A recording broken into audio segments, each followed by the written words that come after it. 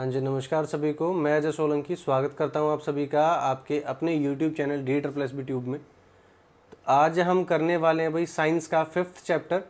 इससे पहले 14 चैप्टर्स आपके कंप्लीट हो चुके हैं और ये क्लास 6th की आपकी बुक है।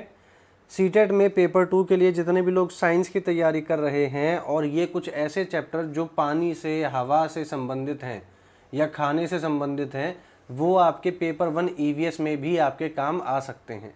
तो ऐसे चैप्टर्स को आप फॉलो कर सकते हैं। साथ ही साथ आपके जितने भी दोस्त हैं उन सभी को आप ये वीडियो शेयर कर सकते हैं, जितने भी लोग सीटेट की प्रिपरेशन कर रहे हैं। थोड़ा सा ये मान लीजिए कि आपकी जिम्मेदारी बनती है कि अगर कोई वीडियो काम की है, कोई पूरी सीरीज़ अगर किसी ने सही से चलाई है तो उसको ज़्यादा से ज़्यादा लोगों तक आप शेयर करो। तो शुरू करते हैं भाई। यहाँ हम देखेंगे वायु के बारे में कुछ चीज़ें बताई गई हैं। तो वायु कहाँ कहाँ होती है इसके बारे में बताया गया है। हर जगह होती है, आप सभी को पता है। देखो, ये कुछ ऐसे चैप्टर हैं जिसमें अगर मैं अलग से आपको ढंग से समझाऊं तो ज़्यादा बेटर है, बजाय इसके कि मैं आपको जो बुक में लिखा हुआ है वो सब आपको मैं दिखाता रहूं। तो इस वजह से थोड़ा सा हम चलते हैं अपनी अलग स्लाइड पर और आपको ये पूरा कंसेप्ट मैं समझाता हूं कि कंप्लीट कंसेप्ट क्या है इसमें। यहाँ एक बार पेन ओपन कर लेते हैं।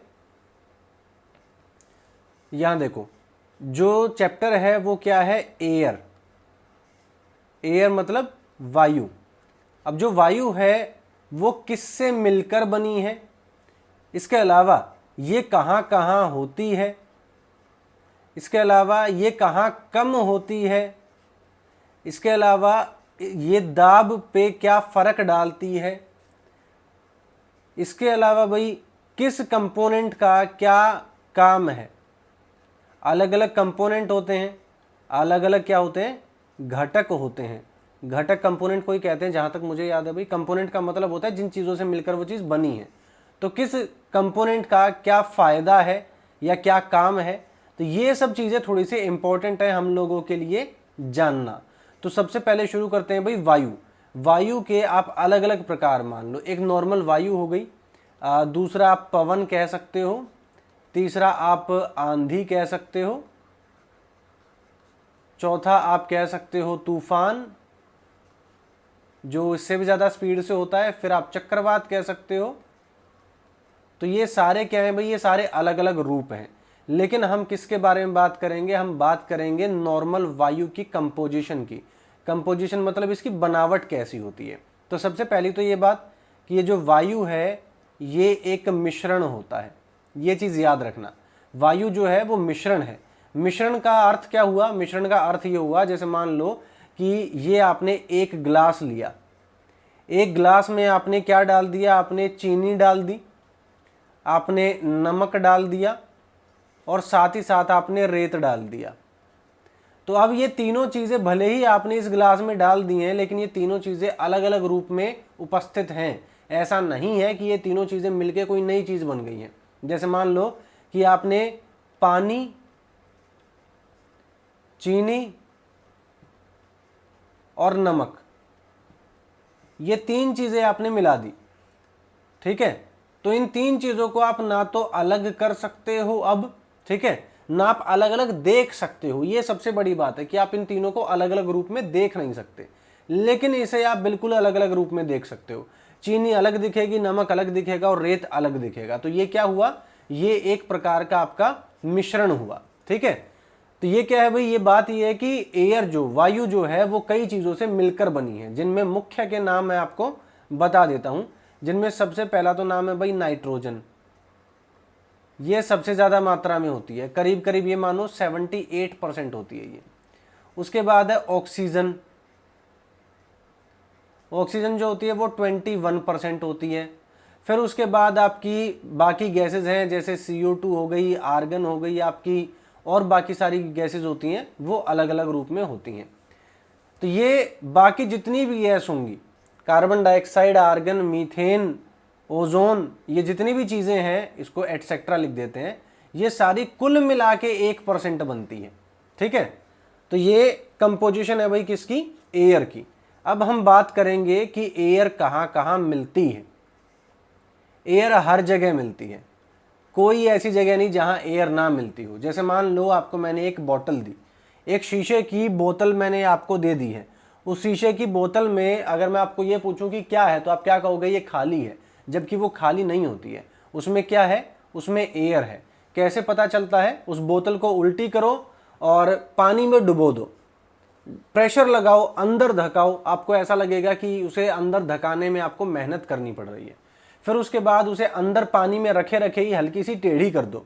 जब आप उसे हल्की सी टेढ़ी करोगे तो आपको ये एहसास होगा कि उसमें से बुलबुले निकलने शुरू हो गए। ये बुलबुले कहाँ से आए, ये वायु के बुलबुले हैं जो उस बोतल के अंदर ऑलरेडी थी। ठीक है, तो इस तरीके से पता चलता है भाई कि जो हवा होती है वो हर जगह होती है। उसके बाद बात आती है कहीं कम कहीं ज्यादा। हवा हर जगह है, कहीं कम है कहीं ज्यादा है, ये आप कह सकते हो। कम कहाँ है, ज्यादा कहाँ है? अगर कोई क्षेत्र मैदानी क्षेत्र है, कोई क्षेत्र अगर मैदानी क्षेत्र है तो वहां आपको ज्यादा दबाव फील होगा, मतलब एटमॉस्फेरिक प्रेशर जो होगा वो ज्यादा होगा, वायु दाब ज्यादा होगा। और अगर कोई पहाड़ी इलाका है, अगर कोई आपका पहाड़ी इलाका है तो वहां आपको वायु दाब कम फील होगा। क्यों? क्योंकि मैंने आपको बताया था, जहां भी आप खड़े हो आप ये देखो कि आपके सिर के ऊपर अभी कितनी ऊंचाई तक हवा जो है वो बची हुई है। तो जब आप मैदानी क्षेत्र में खड़े होते हो तो आपके सिर के ऊपर बहुत ऊंचाई तक हवा बची हुई है, वो आप पर दबाव बनाती रहेगी। अगर आप पहाड़ी पर चले जाते हो या पर्वत पर चले जाते हो, मान लो माउंट एवरेस्ट पर चढ़ गए, 8,848 मीटर, तो आप वैसे ही ऊपर आ गए हो। तो अब क्या है, ये बोला जाता है कि जो हमारा वायुमंडल है उसकी 50% गैसेज 3.5 किलोमीटर से लेके 5 किलोमीटर के दायरे में होती हैं। मेन जो वायु है वो तो आपने नीचे ही छोड़ दी, उससे तो आप ऊपर चढ़ाए हो, तो आपके सिर के ऊपर जो वायु की ऊंचाई है वो अब कम हो गई है। तो इसका मतलब क्या हुआ कि आपके जो वायु दाब है सर पे या पूरे बॉडी पे वो अब ऑलरेडी कम हो चुका है। ठीक है, अब बढ़ते हैं भाई आगे। तो प्रेशर का मैंने कंसेप्ट आपको बता दिया भाई। मैदानी क्षेत्र में वायु भी ज़्यादा होगी और दबाव भी ज़्यादा होगा, और पहाड़ी क्षेत्र में वायु भी कम होगी और दबाव भी कम होगा। ये बात हुई। कंपोनेंट मैंने आपको बता दिए। कंपोनेंट क्या होते हैं भाई? कंपोनेंट होते हैं आपके जैसे नाइट्रोजन हो गया, ऑक्सीजन हो गया, कार्बन डाइऑक्साइड हो गई, मीथेन हो गई। तो इस तरीके से अलग अलग जो है कंपोनेंट होते हैं एयर के, ये आपको बताया। इसके अलावा इसके साथ साथ क्या होता है भाई, H2O गैसियस अवस्था में मौजूद होता है, मतलब इसको हम बोलेंगे वाटर वेपर। जल वाष्प जो होती है वो उपस्थित होती है किस रूप में? हवा में। अब ये क्या हुआ भाई, ये भी आपकी एयर का ही एक घटक हुआ, एयर का ही एक घटक हुआ या एयर का ही एक कंपोनेंट हुआ। उसके बाद आगे बढ़ते हैं भाई, नेक्स्ट देखते हैं डस्ट। डस्ट जो है वो भी एयर का ही एक क्या है, एक अंग है। तो इससे आपके दो सवाल बनते हैं। जैसे मान लो कि आपसे घुमा घुमा के सवाल पूछे जाते हैं। सवाल आपसे ये पूछा गया, एक खिड़की है, उसे काफ़ी दिन से साफ नहीं किया गया, अब उसका शीशा धुंधला हो गया, बताओ क्यों? क्योंकि उस पर डस्ट पार्टिकल्स काफ़ी ज़्यादा आ गए हैं। दूसरे तरीके से आपसे पूछा गया कि ठंड का मौसम है, सुबह सुबह आप उठे और आपने देखा कि आपकी गाड़ी का शीशा जो है वो धुंधला है, क्यों है? क्योंकि उस पर जल वाष्प जो है वो जम गई है, कंडेंस हो गई है, संघनित हो गई है। ठीक है, संघनित हो गई है, ये आप कह सकते हो। तो यहां तक मेरे हिसाब से आपको सारी की सारी बातें समझ में आ गई होंगी, जहां तक मुझे लगता है। अब आते हैं वापस से अपने पीडीएफ पर। इसमें देखते हैं कि आपने क्या क्या अभी तक जान लिया है। तो यहां आपने जाना कि वायु किससे बनती है, जलवाष्प से बनती है। वायुमंडल मैंने आपको बता दिया कि ऊंचाई तक हवा मिलती है, जितनी ऊंचाई तक हवा मिलेगी उसे हम क्या बोलेंगे? उसे हम बोलेंगे वायुमंडल। अब यहाँ बात आई है कि ऑक्सीजन का क्या काम है, नाइट्रोजन का क्या काम है, हर चीज़ का। ठीक है, तो वापस से आते हैं भाई अपनी उसी स्लाइड पर, और आपको एक एक करके बताएंगे कि किसका क्या काम है। इसे कर देते हैं इरेज। ठीक है, तो यहां से शुरुआत करते हैं भाई। वापस से लिखेंगे नाइट्रोजन पहली चीज, उसके बाद दूसरी चीज है अपनी ऑक्सीजन, फिर तीसरी चीज है अपनी कार्बन डाइऑक्साइड। ये तीन चीजें आपकी मेन है। ठीक है, नाइट्रोजन किस चीज के लिए होती है भाई? प्लांट्स के लिए होती है, पौधों के लिए होती है। ऑक्सीजन किसके लिए होती है? जितने भी एनिमल्स प्लांट्स के लिए क्या होती है भाई? प्लांट की ग्रोथ के लिए, ग्रोथ के लिए आप बोल दो, या फिर आप ये कह दो कि उसके न्यूट्रिशन का एक पार्ट है। ये न्यूट्रिशन समझते हो? पोषण का एक पार्ट है, पौधों के पोषण का एक पार्ट है नाइट्रोजन। अब ऑक्सीजन की बात आती है भाई। ऑक्सीजन क्या है? तो ऑक्सीजन जो जितने भी एनिमल्स होते हैं उनमें आप ह्यूमन को भी इंक्लूड कर सकते हो, ह्यूमन कोई अलग नहीं है। इसके साथ ही आप बर्ड्स को भी इंक्लूड कर सकते हो, ये भी कुछ अलग नहीं है। तो ये क्या करते हैं भाई? ये सांस लेते हैं ऑक्सीजन पाने के लिए। ठीक, अब ये जो ऑक्सीजन होती है ये हीमोग्लोबिन के साथ मिलके जाती है और ये कह सकते हैं एनर्जी प्रोवाइड करती है हमारी बॉडी को, या एनर्जी पाने में सहायता पहुंचाती है, ये भी आप कह सकते हो। रेस्पिरेशन में हेल्प करती है। रेस्पिरेशन को आप सब लोग पता है क्या सोचते होगे? आप सब लोग सोचते होगे कि सांस लेने को, हाँ ये अच्छा एक टॉपिक मेरे दिमाग में आ गया। देखो, सांस लेने को क्या बोलते हैं? सांस लेने को क्या बोलते हैं? आप लोग कहोगे रेस्पिरेशन बोलते हैं। क्या बोलते हैं? रेस्पिरेशन। लेकिन ऐसा नहीं है, सांस लेने को हम बोलते हैं ब्रीदिंग।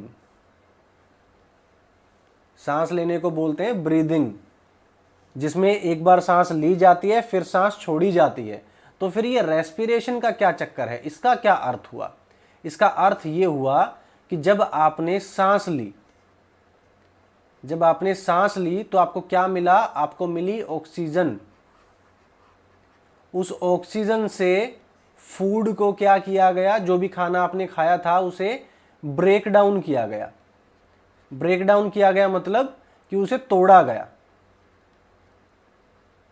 उसे तोड़ा गया सिंपलर सब्सटेंस में, मतलब आसान रूप में उसे तोड़ा गया। और जब ये टूट गया तो आपको क्या मिला? तो आपको मिला पोषण। ठीक है, फिर आपको मिला न्यूट्रिशन। तो रेस्पिरेशन को जितने भी लोग भाई सांस लेना समझ रहे थे, रेस्पिरेशन सांस लेना नहीं होता है। रेस्पिरेशन उस पूरी प्रक्रिया का नाम होता है। आपकी सांस से ऑक्सीजन को इस्तेमाल करते हुए जब खाना बनाया जाता है, उस पूरी प्रोसेस को रेस्पिरेशन बोला जाता है। ठीक, और जो सांस लेने की प्रक्रिया होती है उसे ब्रीदिंग बोला जाता है, ना कि रेस्पिरेशन। तो ऑक्सीजन का क्या काम है भाई? आपको पूरा समझ में आ गया। अब बढ़ते हैं कार्बन डाइऑक्साइड की तरफ। कार्बन डाइऑक्साइड का क्या काम होता है? ये प्लांट्स के द्वारा इस्तेमाल की जाती है। क्यों इस्तेमाल की जाती है? सांस लेने के लिए। जैसे पशु सांस लेते हैं, पक्षी सांस लेते हैं, इंसान सांस लेते हैं, वैसे ही प्लांट्स जो होते हैं वो भी सांस लेते हैं। अब इस कार्बन डाइऑक्साइड का ये क्या करेंगे? ये करते हैं फोटोसिंथेसिस। फोटोसिंथेसिस मतलब प्रकाश संश्लेषण।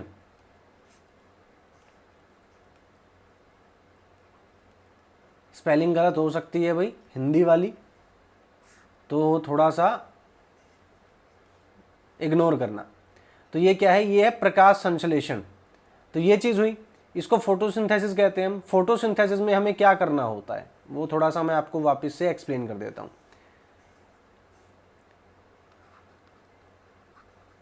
जो आपका प्रकाश संश्लेषण होता है, मतलब आपका नहीं होता ये, लेकिन पौधे करते हैं। ठीक है, प्रकाश संश्लेषण। वापस से कह रहा हूँ, स्पेलिंग मिस्टेक हो तो इग्नोर कर देना, इंग्लिश में भी लिख देते हैं।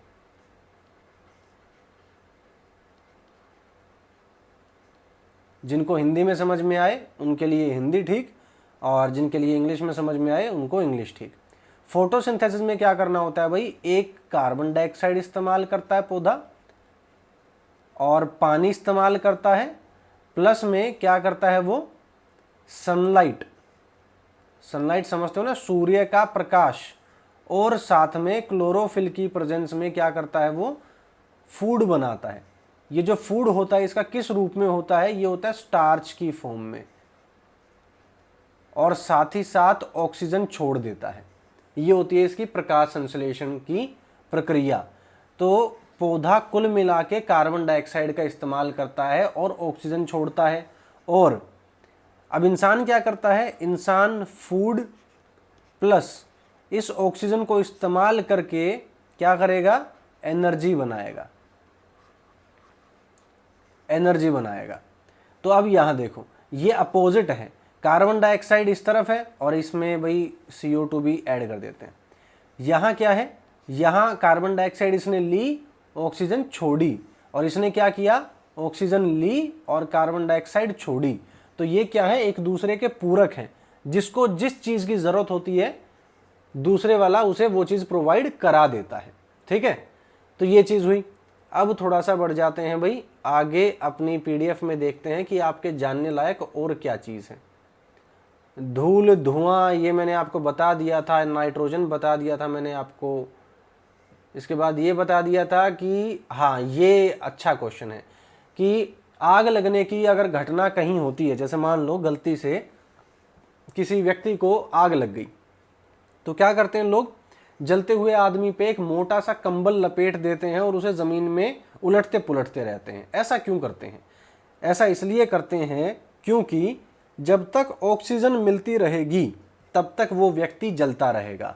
अगर आपको उस व्यक्ति को बचाना है तो आपको क्या करना पड़ेगा, आपको ऑक्सीजन सप्लाई कट करनी पड़ेगी। अब आपके पास दो तरीके हैं, या तो आप फायर एक्सटिंग्विशर, अग्निशमन यंत्र जो होता है उसको आप इस्तेमाल करो, उस व्यक्ति पे छिड़को तो ऑक्सीजन की सप्लाई कट जाएगी, या फिर उस पर आप पानी डालो तो भी ऑक्सीजन की सप्लाई कट जाएगी। अलग अलग तरीके होते हैं कुल मिला के। अब देखने वाली बात क्या है भाई, देखने वाली बात यह है कि अगर आग किसी ऐसी चीज से लगी है, जैसे मान लो तेल वगैरह, तो पानी नहीं डालना, फायर एक्सटिंग्विशर यूज करना है किसी भी चीज पे। अब व्यक्ति पे कर सकते हैं नहीं कर सकते हैं वो एक अलग बात है, क्योंकि कंबल अगर है आपके आसपास तो कहीं उसकी आंख नाक में केमिकल ना जाए, तो बेटर है कि आप कंबल इस्तेमाल कर लो। दूसरी बात, जो सूखी आग होती, सूखी आग नहीं मतलब कोई भी ऐसी, जैसे शॉर्ट सर्किट हो गया या ऐसी कोई बात है, तो उस पर भी फायर एक्सटिंग्विशर का ही इस्तेमाल किया जाता है। उसके बाद मान लो किसी लकड़ी में आग लग गई या कुछ लग गया, तो आप वहां पानी का इस्तेमाल कर सकते हो। कुल मिला के तीनों का ही कंसेप्ट ये होता है कि ऑक्सीजन सप्लाई जो है वो उसकी कट ऑफ कर दी जाए। जब तक ऑक्सीजन मिलती रहेगी तब तक चीज जलती रहेगी। आपको बचपन का एक्सपेरिमेंट याद होगा, जलती हुई मोमबत्ती पे गिलास उल्टा रख करके रख देते हैं। क्यों करके रख देते हैं, वेट करते हैं कि अब क्या होगा भाई, अब ये मोमबत्ती बुझेगी, और बुझ भी जाती है। क्यों बुझ जाती है, क्योंकि जितनी अंदर ऑक्सीजन थी वो सारी की सारी यूज हो गई। अब उसमें क्या बचा, उसमें मेन पार्ट बचा नाइट्रोजन का, जिससे आग नहीं जलती, तो इस वजह से वो बुझ जाती है। आगे बढ़ते हैं, नेक्स्ट पॉइंट की तरफ चलते हैं, थोड़ा सा और देखते हैं। हाँ, ये भी आपने देखा होगा भाई, देखो जैसे लेफ्ट साइड में आपको एक बर्तन दिखाई दे रहा है, इसमें थोड़ा सा पानी है। तो ये जो पानी है, जब इसको आप गर्म करते हो तो इसमें बुलबुले उठने लगते हैं। अब क्या होगा, ध्यान से सुनना, तीन जो है पॉइंट होंगे। पॉइंट पहला, बुलबुले उठेंगे। पॉइंट दूसरा, उबलने लगेगा। पॉइंट तीसरा, जल वाष्प बन जाएगा। ठीक है, मतलब इवेपोरेट हो गया, जल वाष्प बनने लग गया, इस तरीके से। तो ये क्या चीज हुई भाई, ये पॉइंट कुल मिला के ये हुआ कि जो घुलनशील तो होती है ऑक्सीजन, ये सब आपको पता ही है। तो जल में घुली हुई जो ऑक्सीजन थी वो इस्तेमाल हो गई है और बुलबुले के रूप में निकल गई है। अब आप इस पानी में किसी मछली को रखोगे तो उसे क्या होगा, ऑक्सीजन की कमी होगी और वो मर भी सकती है। ये पॉइंट आपको याद रखना है। और लैपटॉप में भाई बैटरी की कमी पड़ गई थी तो मेरा ध्यान थोड़ा सा हट गया था। एक सेकंड रुको, वापस से लगा लेते हैं चार्जिंग पे। ठीक है, अब बढ़ते हैं आगे। तो इस तरीके से भाई ये अपना मछली वाला पॉइंट आपको क्लियर हो गया कि अगर आप उस घुली हुई ऑक्सीजन को निकाल दोगे तो फिर मछली मर जाएगी।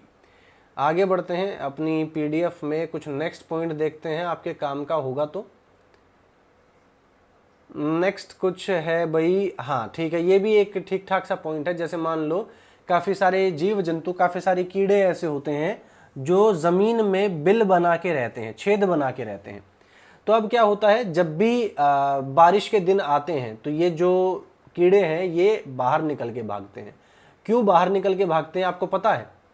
वो इसलिए बाहर निकल के भागते हैं क्योंकि जो छेद उन्होंने बनाए थे ज़मीन में ताकि हवा आती जाती रहे, उन छेदों में अब पानी भर गया है और अब उनसे सांस लेना संभव नहीं हो पा रहा है। इसी वजह से आपने देखा होगा बहुत सारे अलग अलग जीव जंतु होते हैं जो बाहर आ जाते हैं। ठीक है, आगे बढ़ते हैं। नेक्स्ट देखते हैं भाई, नेक्स्ट क्या है।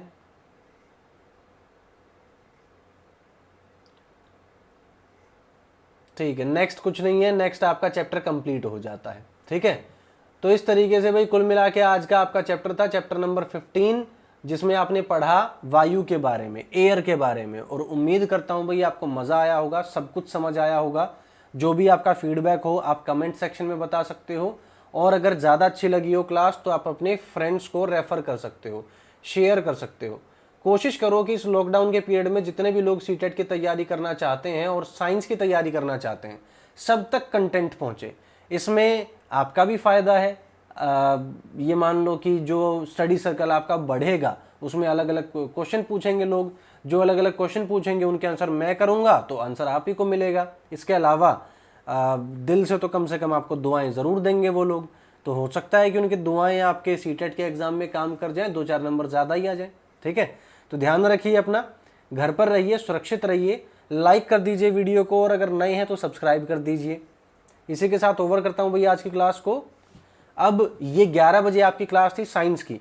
नेक्स्ट क्लास आपकी कितने बजे होगी? नेक्स्ट क्लास आपकी होगी करीब 12:30 बजे, इंग्लिश स्पीकिंग कोर्स की, जिसमें आप इंग्लिश बोलना सीखते हो। उसके बाद आपकी भाई 3 बजे के आसपास होगी CDP की, फिर उसके बाद आपकी 6 बजे होगी SST की, और फिर उसके बाद आपकी लास्ट में 8 बजे शाम को फिर से होगी EVS की। ठीक, तो ये सारा आज का आपका टाइम टेबल है। ध्यान रखिए अपना, सुरक्षित रहिए और पढ़ते रहिए ध्यान लगाकर।